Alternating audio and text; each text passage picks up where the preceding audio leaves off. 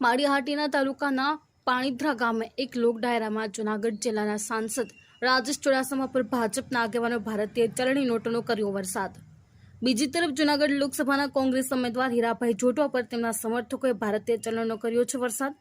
જૂનાગઢ લોકસભાના ઉમેદવાર બેઠકના ભાજપ અને કોંગ્રેસના ઉમેદવારે આપી હાજરી। ગુજરાતમાં ડાયરાનું ચલણ દિવસે ને દિવસે વધતું જઈ રહ્યું છે ત્યારે આપણી સામે અનેક વખત સમાચાર આવતા હોય છે કે ડાયરામાં કરોડો રૂપિયા ઉડ્યા છે। આવી એક ઘટના જૂનાગઢ જિલ્લાના માળિયાહાટી તાલુકાના પાણીધરા ગામે આઈબેલી મોગલધામ ખાતે લોક કલ્યાણ અર્થે નવનિર્મિત મોગલ ભુવન અન્ન ક્ષેત્ર યજ્ઞશાળા તેમજ ગૌશાળાના મંગલ પ્રારંભે યોજાયેલ લોક ડાયરો, જેમાં કીર્તિદાન ગઢવી, જિગ્નેશ બારોટ, રાજભા ગઢવી સહિતના કલાકારો ભજનની રમઝટ બોલાવી હતી।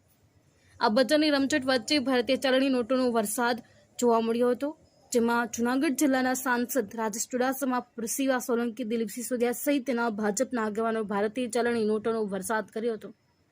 બ્યુરો રિપોર્ટ પ્રતાપસિંહ સોદિયા, જી ન્યૂઝ, માળિયાહાટીના।